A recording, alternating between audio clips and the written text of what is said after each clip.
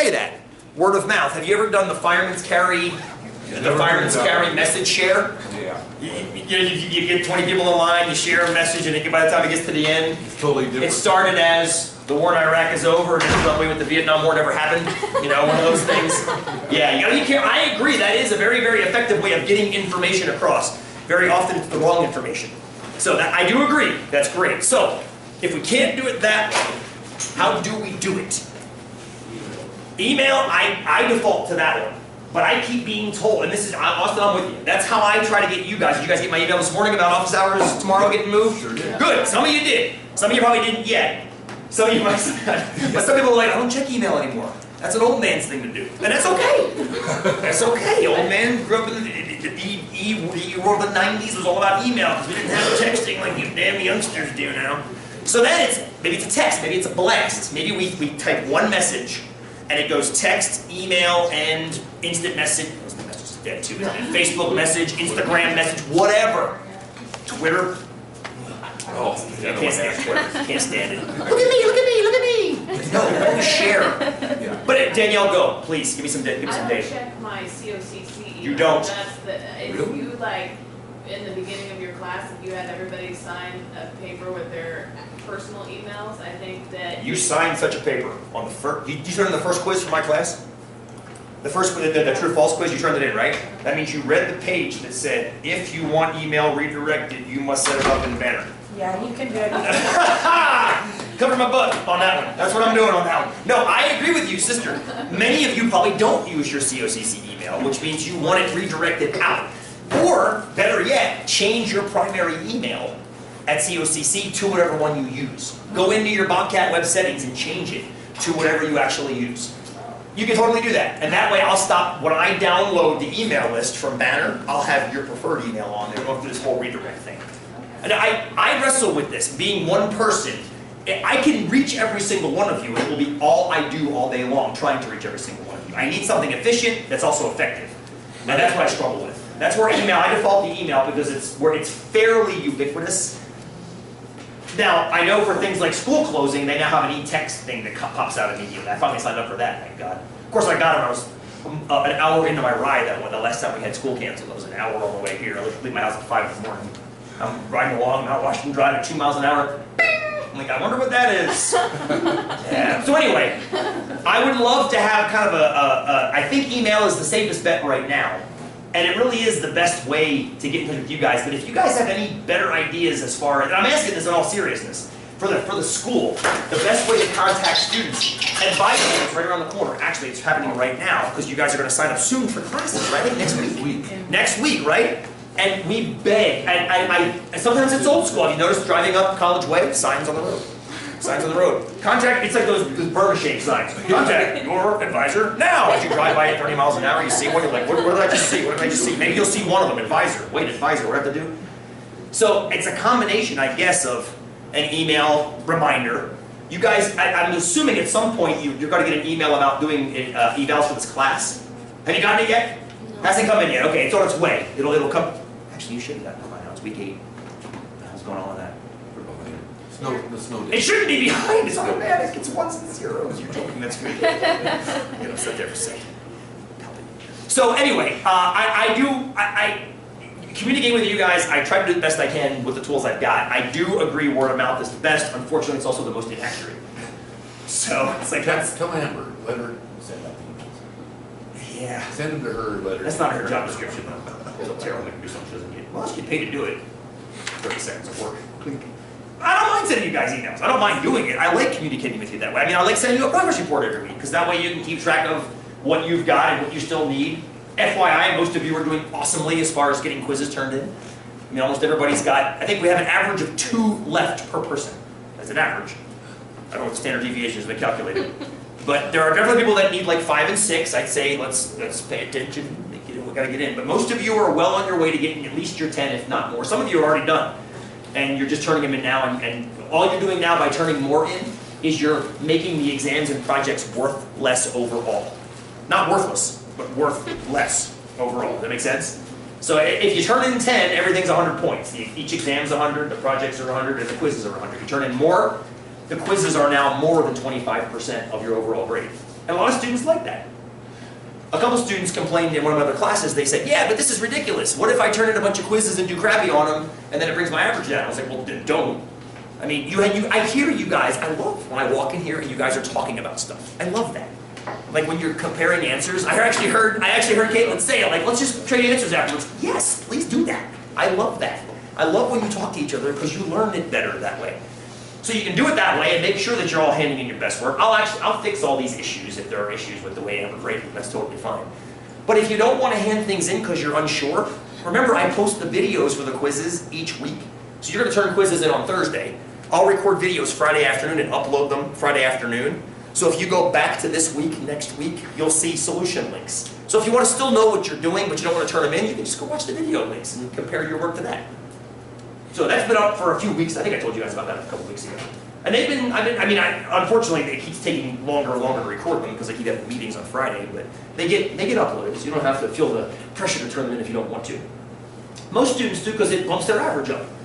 Because even with the assessments being out of class, people are doing better on the quizzes overall. I think the whole idea of the word exam is freaking people out. Even though it's an outside of class thing, I haven't posted it. Corbin, you asked about that last week, and I'm working on them. They'll be done by this weekend and uploaded by this weekend. I ran out of time. I had a self-rescue up to Tumalo on Sunday, which took an extra 3 hours that I wasn't planning on spending post-holing through Tumalo snow. Fun. Check your bindings before you go cross-country skiing off Flagline Trail. Just FYI. Just make sure your binding's in good repair. Not in good repair. I'm taking my boot to ski. I got this. 30 snowmobilers passed me. Not one stopped to see if I was okay. Eventually I started walking out with my skis. I'm like, whatever, I'll just walk down. 30 snowmobilers. I've dug out at least half a dozen of those guys when I find them on backcountry skiing and they're buried in a snowbank in their jeans and a sweatshirt, and I dig them out. I'm done. I'm done digging them out. I am done. No, dig yourself out. Dig, that is their problem, not mine, exactly. But I'm a Boy Scout. I'm an Eagle Scout. We help others. 30 of them passed me. Not one even slowed down to see how I was doing. 30 of them. I was pissed. Done. Soapbox down. Anyway. Cool? Good? Caitlin, go. Question. So, online, it says you'll need to print this one out for me for the third project. It's an Excel sheet. Do we actually... You don't need to print it out. Don't need to No, that should say you don't need to print it out. I hope it does. On the second part. Yeah. You do. No, it says that this one you need. Yeah. Yeah, this one of one. this, and then it's just as long as the other one. It says... I think it says you'll need this one. Said you'll need to turn it in. See, you'll need Yeah, this Hang one. on, time out. Let's check the wording on this. You might be answering a question, Caitlin, thank you right now. There's been a couple people have been emailing me in about this saying, my God, it's 300 pages long or something, and I don't understand that. But I think you are answering this question for me, and I didn't even realize that was the problem. So thank you for this. Your Excel sheet, you didn't stop it at the end of the data. You just That kept- doesn't matter Yeah, but if you try, unless you try to print the damn thing. Yeah, exactly. But I think Caitlin is hitting upon why. Okay, you'll need this spreadsheet. No, that's 244. You'll need this spreadsheet and this for the part you turn into me. That doesn't say turn that sheet in. It says you're going to turn something into me. If you look at the instructions on that, it says open the sheet, press F9 10 times, and write down the 10 numbers you get and then average them. Good.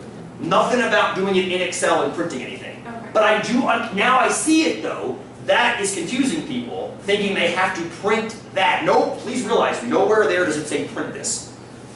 And I think that's what's confusing people, is they think they do have to print that. I will fix that. Actually, if somebody wouldn't mind just shooting me a note, and I'll change the wording. I'll put do not print in big capitals with an exclamation point after it. I see what you're saying, Richie. I got all the cells out there. Well, the problem too is if you open that sheet, you'll see off to the right where the magic happens.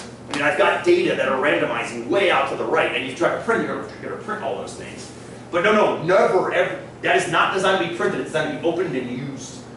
Cool? But somebody send me a note, and I'll change the wording to make it a little less confusing. Thank you, Kate. That explains the problem. Is at least half a dozen people are like, I gotta print this? I'm like, no, nowhere there does it say you have to print anything, except now I see why it could be confusing. Thank you. So what's the blue, The blue. Milda's or our is this this one in blue? Oh, a pair of quizzes on probability distribution. No, that's No, right under this spreadsheet, right under that, it looks blue. This spreadsheet for the project's examples and For this one. for the first part, for the explanation part is the first one, and then for the actual problems that we do is the second one. If you read the project from beginning to end, this all makes sense. as you read down, it'll say open this spreadsheet, and that's that one. And then later on, it says open this spreadsheet, and that'll be the second one. So if you mouse over, you'll see the names of them down at the bottom there, simulation sample, and then this one, simulation exercises. I actually refers to those in the project. So the problem is, if you try to just go straight to that and open it and try to understand it, it's not going to make any sense at all. You have to kind of work through it. It's wordy. It's like 10 pages long, I think. It's fairly wordy, but most of it's screenshots. I mean, quite a bit of it is just, here's a picture of what you're seeing when you open that. So just work through that, take your time, work through it. Anybody using a Mac? Okay, there's an issue with the randomizer. You have to do it a different way. Just heads up. I don't know what it is. I know you don't have an F9 button or it doesn't work the same way as a Windows machine does. So here's my solution is don't use your Mac. I know this breaks your heart to say this. Don't use your Mac. Just come to school, spend 10 minutes with a PC and do it that way. Or Google how to make the randomizer work on a Mac. And I don't know what the answer is because I don't have a Mac. It's probably some combination of like holding your toe on a button in your elbow and the F9 button, which I know Macs, because they're wonderful. And Windows does everything it possibly can do to piss off Mac users. So, cool. Thank you, Caitlin. Thank you so much. I wasn't putting it together. I'm like, why do people think they have to print this? Because that's somewhat vague. That is somewhat vague. Now, some of you are going, I would have thought to print that. That's totally fine. That's beautiful. If I make it clearer, though, that means I get. See what I'm doing? Casting the net wider. Same question I had earlier. How do I reach you guys? If email's already working and I can add something else that'll reach more of you, boom. Statistics. It's not always pretty. It's not just messy. But I want you got to get a piece of data point. I've never had that for 20 years. That's a great data point I've never had before. Thank you. Cool? Other questions? Other questions? Yeah? Pair of quizzes out for next week. Distributions. I got some more coming. I was working on one this morning on the Gambler's Ruin, which I mentioned to you guys. I want to work on another one too. I haven't decided what's going to be on it yet. I think it might be student debt, which is kind of depressing. But worth knowing about. So that might be another quiz for next week. So cool. How we doing, week 8? Whew, beat. Okay, that's understandable. I think. Yeah, week 8, kind of bare. I know. I apologize. I'll try to keep it light today. I do have something interesting to fuse all this together with, and I hope you guys appreciate it. I know at least 3 of you keep backyard chickens. What I want to do today is I want to show you how, well, it's really kind of threefold, how backyard chickens actually tie into what we've been talking about, number 1. Number 2, I want to uber analyze my chicken flock to show you a more general result. And number 3, we're going to tie together your first projects, now that you've got a nice working understanding of those first 2 projects, into what we've been doing in class. So Bend City Code allows you to have up to 4 chickens on 6,000 square feet of land. You might not have known that. Now you do. Know that. Well, now you do.